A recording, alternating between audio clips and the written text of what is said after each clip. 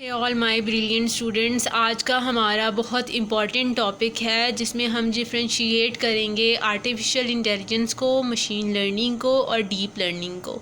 सही है। सबसे पहले जो हमारे पास बेसिक कॉन्सेप्ट आता है वो आता है आर्टिफिशियल इंटेलिजेंस का। उसके बाद जो आर्टिफिशियल इंटेलिजेंस एडवांस्ड होती जाती है, लाइक ना न्यू टेक्निक्स आती जाती हैं, वो फिर मशीन लर्निंग होती हैं, फिर deep learning. Like artificial intelligence जो है बहुत एडवांस्ड होती जाती है इन टेक्निक्स के साथ।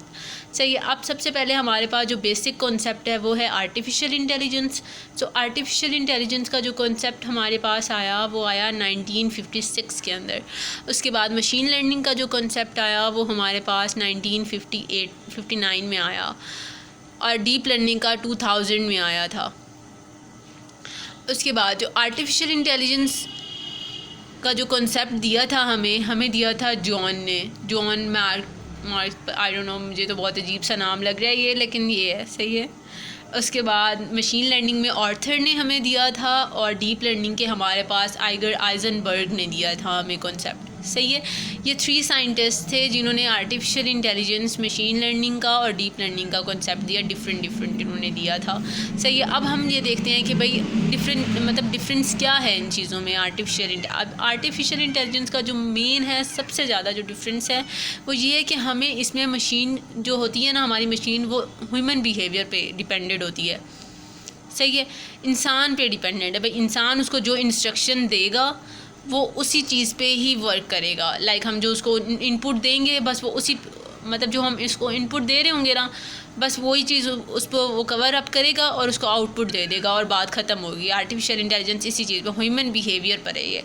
भाई ह्यूमन जो उसको इंस्ट्रक्शन देगा बस वो वही चीज़ लेगा और उसके आगे जो आउटपुट आती होगी वो दे देगा। ठीक है।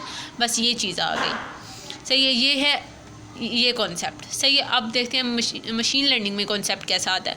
मशीन लर्निंग में हमारे पास जो कॉन्सेप्ट होता है वो ये होता है मशीन टू लर्न। भाई मशीन खुद ही लर्न करे। भाई मशीन को हमने कोई भी चीज़ है ना उसको दे दी है, भाई तुम ये खुद ही इसके बारे में देखो। भाई एक फॉर एग्जांपल हमने ना एक मशीन है, हमने उसको 2 रास्ते दे दिए। भाई ये 2 रास्ते हैं, इस पर तुम खुद ही जाओ। सही है। तुम खुद ही इसको खुद ही डिटेक्ट करो भाई कि कहाँ पे जाना चाहिए, कहाँ पे नहीं जाना चाहिए। सारी चीज़ें मशीन खुद करे। ठीक है। मशीन टू लर्न, भाई मशीन खुद ब खुद लर्न करे उसे क्या करना है, कैसे करना है, ये सारी चीज़ें।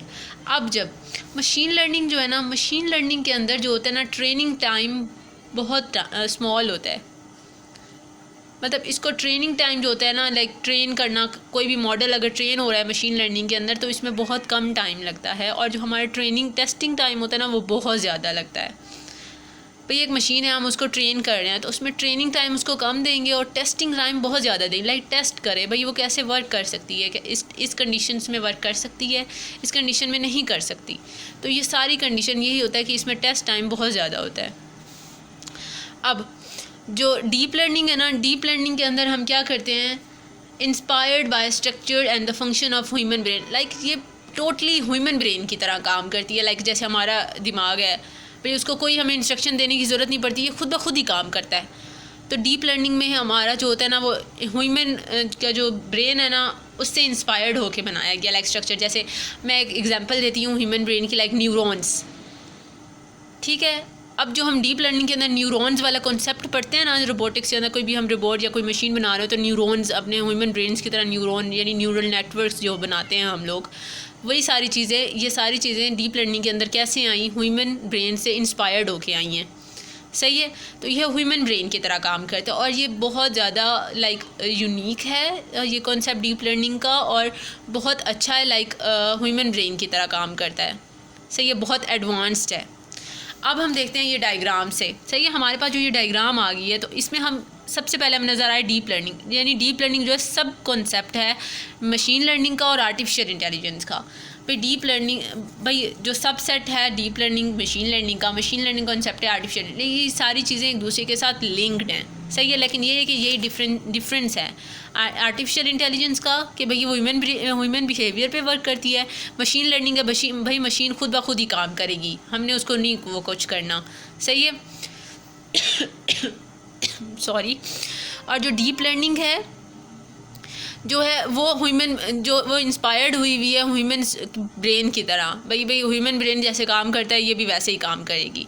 अब शायद आपको याद होगा मेरी पिछली वीडियो के अंदर जब मैंने ना मशीन लर्निंग का कॉन्सेप्ट दिया था, जैसे लाइक हमने इंट्रोडक्शन पढ़ा था कि भाई हमने मशीन लर्निंग यूज़ क्यों कर रहे हैं, मशीन लर्निंग को छोड़ के हम डीप लर्निंग क्यों यूज़ कर रहे हैं।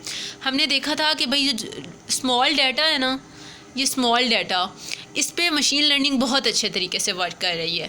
जब हमारे पास ह्यूज डाटा आ जाता है ना तो उस पे मशीन लर्निंग काम करना छोड़ देती है, तो हमारा ये डीप लर्निंग होती है जो ह्यूज डाटा पे काम करती है। जैसे मैंने इंट्रोडक्शन में भी शायद आपको बताया था, शायद नहीं, मैंने कॉन्सेप्ट दिया था कि जो हमारी डीप लर्निंग है ना ये बेसिकली हम उसको यूज़ ही इस वजह से करते हैं ह्यूज डाटा के लिए। ह्यूज प्रॉब्लम्स होती हैं, बिग डाटा होता है, उन सब के प्रॉब्लम्स को सॉल्व करने के लिए हम ये सारा डीप लर्निंग यूज़ करते हैं। आई होप आप सब लोगों को ये कॉन्सेप्ट सारा समझ आ गया होगा। ओके, अल्लाह हाफ़िज़, अपना ख्याल रखें।